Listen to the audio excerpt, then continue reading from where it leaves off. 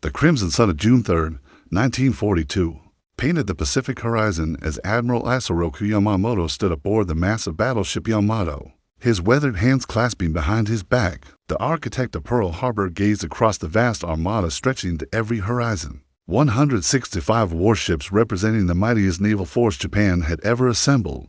Yet behind his stoic expression lay a gnawing concern that would prove prophetic in the days ahead. 6 months had passed since the devastating surprise attack that brought America into the war. And Yamamoto understood better than most that Japan's window of opportunity was rapidly closing. The sleeping giant had indeed awakened, and its industrial might was beginning to stir. Operation Me, the assault on Midway Atoll, represented Japan's final chance to deliver a knockout blow to the American Pacific Fleet and force a negotiated peace. The plan was elegant in its complexity.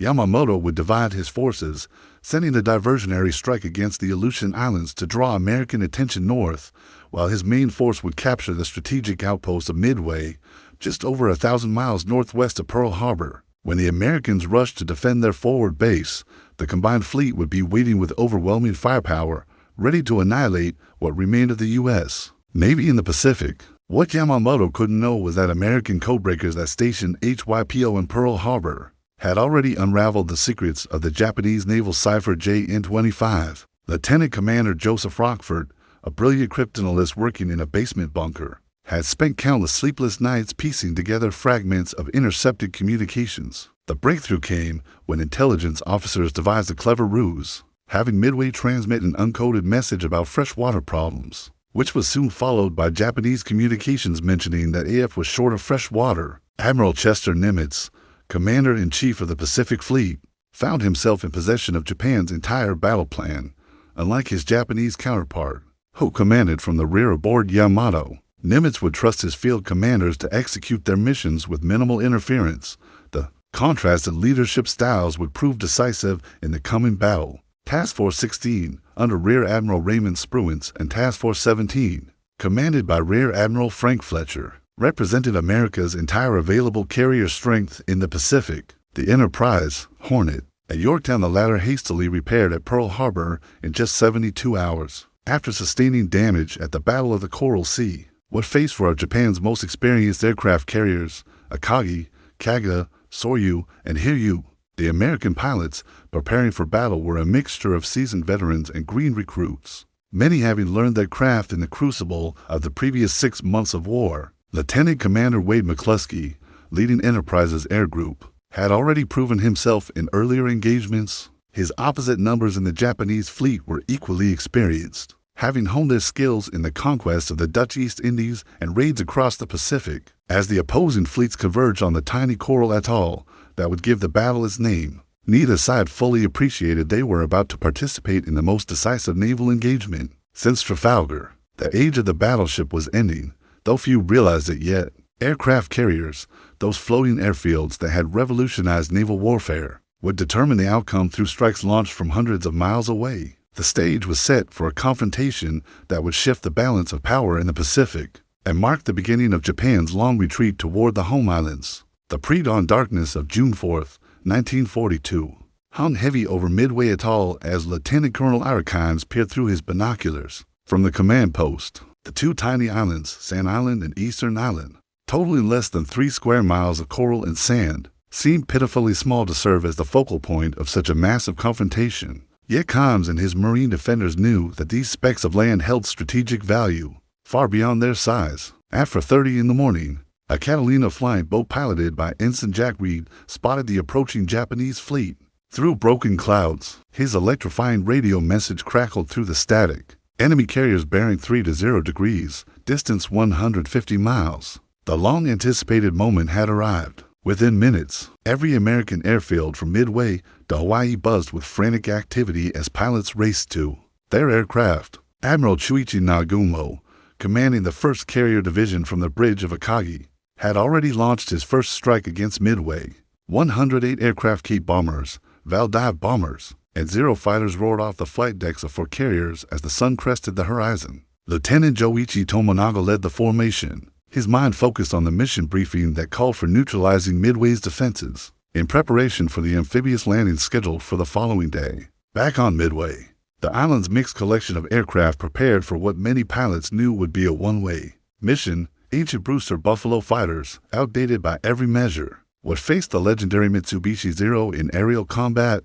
Captain Marion Carl and his fellow Marine pilots understood their aircraft's limitations, but possessed the fighting spirit that would characterize American resistance throughout the Pacific War. The first wave of Japanese bombers appeared as dots on the horizon at 6:20, growing larger until the distinctive silhouettes of enemy aircraft filled the sky. Anti-aircraft guns opened fire, filling the air with black puffs of smoke and deadly fragments of steel. The Marine pilots, despite their inferior aircraft, pressed home their attacks with desperate courage, knowing that every Japanese bomber they stopped might save American lives on the ground. As referenced in Samuel Eliot Morrison's comprehensive naval history, The Two Ocean War, the initial Japanese attack on Midway achieved tactical success, but fell short of the complete neutralization Nagumo required for the upcoming invasion. The bombing was fierce, but not decisive. Hangars burned and fuel dumps exploded, but the runways remained operational.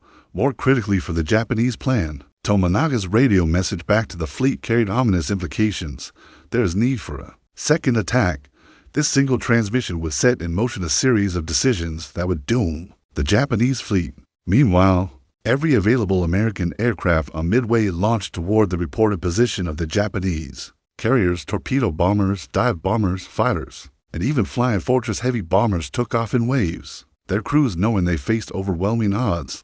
The obsolete Devastator torpedo bombers, in particular, would face a gauntlet of Zero fighters and anti-aircraft fire that few would survive. Admiral Nagumo found himself facing a dilemma that would haunt military historians for decades. His first attack on Midway had been only partially successful, requiring a second strike. But reconnaissance aircraft had spotted American surface vessels to the northeast, and their composition remained unclear. Were they merely cruisers and destroyers? Or did they include the aircraft carriers his intelligence had assured him were elsewhere? The decision to rearm his aircraft for a second strike against Midway, rather than keeping them equipped for anti-ship operations, would prove to be one of the most consequential command decisions in naval history, as ordnance crews worked frantically to swap torpedoes for bombs on the hangar decks. Time, that most precious commodity in battle, slipped away from the Japanese fleet. The morning sun climbed higher, and with it, the temperature of battle. Neither side yet realized that the fate of the Pacific War hung in the balance of the next few hours. At 7:02 on the morning of June 4th, the first American strike from Midway reached the Japanese fleet. 15 Boeing Flying Fortress bombers, flying at 20,000 feet, dropped their loads on the maneuvering carriers below. Despite the impressive sight of massive explosions erupting from the ocean, not a single bomb found its target. The high-altitude bombing attack, while spectacular, demonstrated the difficulty of hitting moving ships from such heights. The real carnage began when the obsolete torpedo bombers arrived. Squadron after squadron of American aircraft pressed home their attacks against the Japanese carriers, flying through walls of anti-aircraft fire and swarms of defending Zero fighters.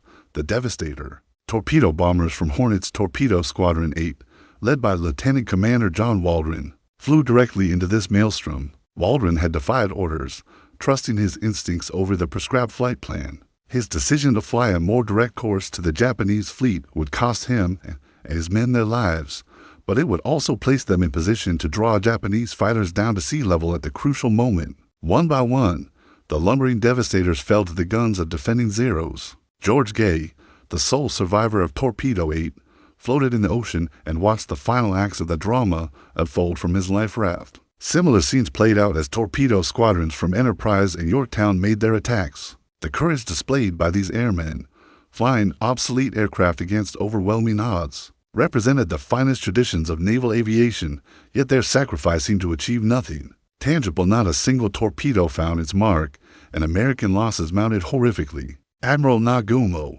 observing the piecemeal American attacks, may have felt a moment of satisfaction. His fleet had weathered the storm of American air attacks with minimal damage. The anti-aircraft gunners and Zero pilots had performed magnificently, turning back wave after wave of attackers. But this tactical success masked a strategic disaster in the making. The prolonged American attacks had forced critical delays in Japanese operations. Nagumo's aircraft, originally armed for anti-ship strikes, had been rearmed with bombs for the second Midway attack. then hastily rearmed again with torpedoes and armor-piercing bombs when American ships were definitely identified as including carriers. The hangar decks of the Japanese carriers resembled arsenals, with ordnance scattered everywhere as crews worked frantically to complete the rearming process. At 10:24, Lieutenant Commander Wade McCluskey, leading Enterprise's dive bombers, spotted the Japanese fleet after an extended search that had taken his aircraft to the limits of their fuel supply. The sight that greeted him would remain etched in his memory forever. For aircraft carriers in a rough box formation, their flight decks crowded with aircraft being prepared for launch. McCluskey's decision to follow the wake of a Japanese destroyer racing to rejoin the fleet had led him to this moment. Below, the carriers Kaga and Akagi presented perfect targets, their decks laden with fueled and armed aircraft. The dive bombers of Scouting 6 and Bombing 6 rolled into their attacks at precisely the moment when Japanese combat air patrol had been drawn down to sea level by the torpedo bomber attacks. Simultaneously, bombs from Enterprise aircraft rained down on Kaga. Lieutenant Dick Best, leading Bombing 6, placed his 1,000-pound bomb directly through the flight deck, triggering a series of explosions that would doom Japan's second-largest carrier. The ship that had participated in the attack on Pearl Harbor now burned helplessly as her crew fought desperately to save their ship. The precision and timing of the American dive bomber attacks represented a convergence of factors that military historians would later call miraculous. The courage of the torpedo bomber crews, though costly in lives, had drawn the defending fighters away from altitude. The extended search by McCluskey's bombers had brought them to the target at the exact moment when the Japanese carriers were most vulnerable. As black smoke billowed from two of Japan's most prestigious carriers, the balance of naval power in the Pacific shifted decisively. The rising sun was setting on Japanese naval supremacy. Lieutenant Commander Maxwell Leslie, leading Yorktown's dive bombers, arrived over the Japanese fleet moments after the Enterprise aircraft had struck Akagi and Kaga. Through the smoke and confusion of battle, Leslie spotted the carrier Soryu desperately maneuvering to avoid the fate of her sister ships. The third act of this aerial drama was about to unfold with devastating precision. Leslie's 17 dive bombers rolled into their attack runs through moderate anti-aircraft fire. The Japanese gunners, still reeling from the shock of seeing two of their carriers transformed into blazing wrecks within minutes. The first bomb struck Soryu's flight deck forward of the island, penetrating to the hangar deck where it ignited fueled aircraft and scattered ordnance. Additional hits followed in quick succession, each explosion adding to the growing conflagration below decks. Captain Ryusaku Yanagimoto, commanding Soryu, watched helplessly as his ship followed Akagi and Kaga into the abyss of defeat. The carrier that had launched aircraft against Pearl Harbor, Darwin, and countless other targets across the Pacific now listed heavily to starboard, her aviation gasoline-feeding fires that raged beyond control. Within 20 minutes of the first bomb hit, Yanagimoto ordered abandoned ship, though he himself chose to go down with his vessel. 3 of Admiral Nagumo's fleet carriers now burned or were sinking, their aircraft and experienced pilots lost in the span of 6 devastating minutes. That would be remembered as the miracle at Midway, yet the Japanese still possessed one undamaged carrier, and her captain was determined to extract vengeance for the morning's disasters. Captain Tomio Kaku of the carrier Hiryu had watched in horror as his fellow carrier succumbed to American dive bombers. Now, with his ship the sole surviving member of the once mighty 1st Carrier Division, Kaku prepared to strike back. At 11:05, 18 Val dive bombers and 6 Zero fighters launched from Hiryu's deck, guided by the smoke columns marking the American task force's position. The American carriers, having launched their decisive morning strikes, now faced the consequences of their success. Yorktown, already bearing scars from the Battle of the Coral Sea, steamed in formation with Enterprise and Hornet as her crew prepared to receive the expected Japanese counterstrike. Admiral Fletcher, commanding from Yorktown's bridge, had managed the morning's operations with skill, but now his flagship would bear the brunt of Japanese fury. At 12:10, radar operators aboard Yorktown detected the incoming Japanese strike. 28 Wildcat fighters rose to intercept, their pilots determined to protect their home base from the vengeance-seeking enemy bombers. The aerial battle that followed demonstrated the skill and courage of pilots on both sides, as Wildcats and Zeros tangled in deadly aerial ballet high above the Pacific swells. Despite the defending fighters' efforts, several Japanese dive bombers broke through to attack Yorktown. The first bomb struck near the island's superstructure, penetrating several decks before exploding and killing or wounding dozens of crew members. Additional hits followed, each one causing more damage to the already wounded carrier. Yet Yorktown's damage control parties, trained to perfection by months of war, performed near miracles in keeping their ship operational. Within an hour, the flight deck had been patched, fires extinguished, and the ship restored to operational status. When a second Japanese strike arrived from Hiryu at 245, consisting of 10 Cape torpedo bombers and 6 Zeros, many of the attacking pilots assumed they were approaching an undamaged American carrier. The second attack proved more devastating than the first. The torpedo hits on Yorktown's port side caused severe flooding and a dangerous list that threatened to capsize the ship. This time, the damage was too extensive for immediate repair, and Captain Elliot Buckmaster ordered abandon ship as his command slowly rolled over in the Pacific swells. Admiral Spruance, now commanding the American task force from Enterprise after Fletcher transferred tactical command due to communication difficulties aboard the damaged Yorktown, faced a critical decision. The Japanese still possessed one operational carrier, and intelligence suggested additional enemy forces were approaching. The conservative course would be to withdraw eastward, protecting his two remaining carriers from further attack. Instead, Spruance chose the aggressive option that would cement his reputation as one of America's finest naval commanders. Enterprise and Hornet would launch one more strike against Hiryu, aiming to complete the destruction of Japanese carrier aviation that had begun so dramatically that morning. As the sun began its descent toward the western horizon, American dive bombers prepared for what they hoped would be the final act of the day's drama. The outcome of the entire Pacific War might well depend on their success. Lieutenant Commander Clarence Wade McCluskey, despite having already led the morning's decisive strike against the Japanese carriers, volunteered to lead Enterprise's second attack of the day. His fuel gauge had barely registered above empty during the return from the morning mission, but the veteran pilot understood that Hiryu represented the last threat to American naval supremacy. In the Central Pacific, at 5:05 in the afternoon, 24 dive bombers from Enterprise launched into the late afternoon sky. Their target, the sole surviving Japanese carrier. Captain Tomio Kaku aboard Hiryu had managed to launch two strikes against the American task force, inflicting significant damage on Yorktown. But his ship now stood alone against the combined might of two undamaged American carriers. His flight deck crews worked desperately to prepare a third strike, knowing that their survival depended on eliminating at least one more American carrier before darkness provided concealment for withdrawal. The Japanese carrier's isolation became complete when Admiral Nagumo, his flagship Akagi burning and unnavigable, transferred his flag to the cruiser Nagara. The man who had led the attack on Pearl Harbor now watched helplessly as his once mighty carrier, force disintegrated under American aerial assault.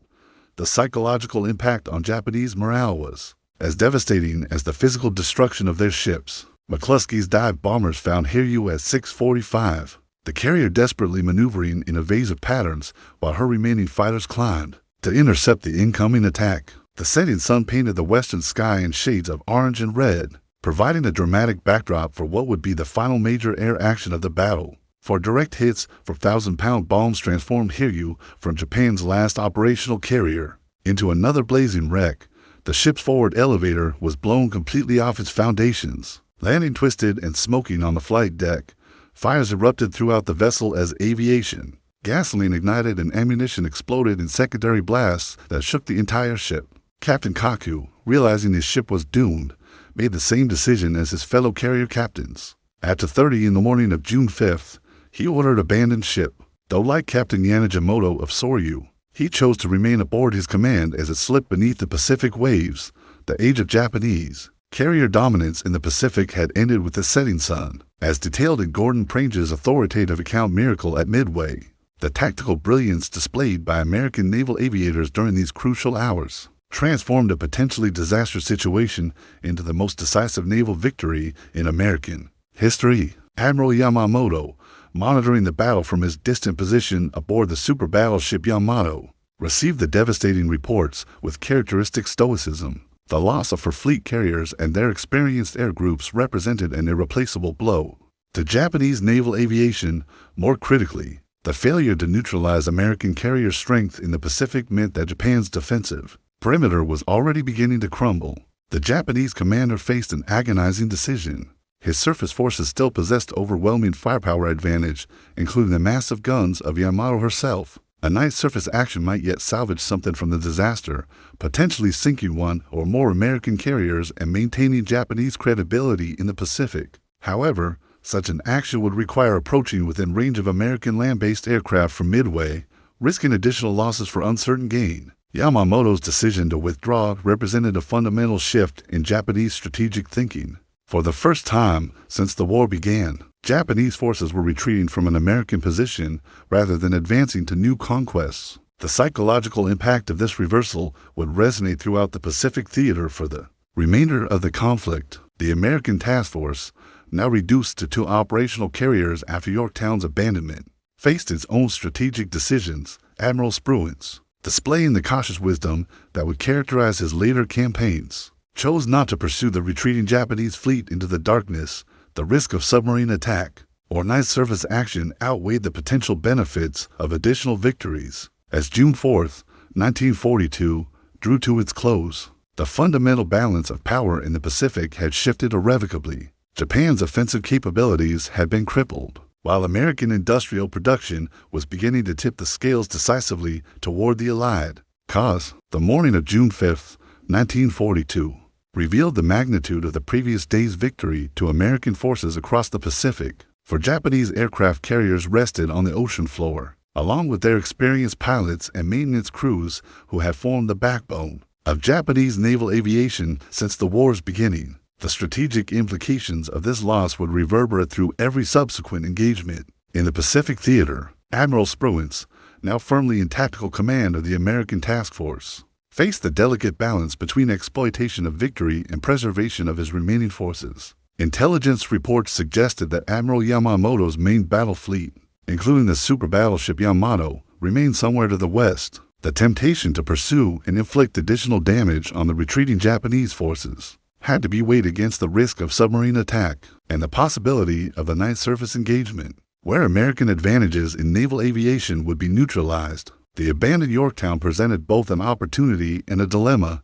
The carrier, though severely damaged and listing badly, remained afloat and might yet be salvaged if a rescue operation could be mounted quickly enough. Captain Elliot Buckmaster, who had ordered abandoned ship the previous afternoon, volunteered to lead a salvage party back aboard his former command to assess the possibility of recovery. Meanwhile, Japanese submarines had begun converging on the battle area, drawn by radio intercepts and the smoke columns that had marked the previous day's action. Commander Yahachi Tanabe, in the submarine I-168, had been tracking the American task force since dawn, waiting for an opportunity to strike back at the victors of Midway. The contrast between American and Japanese damage control capabilities became starkly apparent as salvage efforts on Yorktown proceeded. American engineering expertise, combined with the carrier's robust construction, offered genuine hope that the ship might be saved. Pumps began reducing the flooding, fires were brought under control,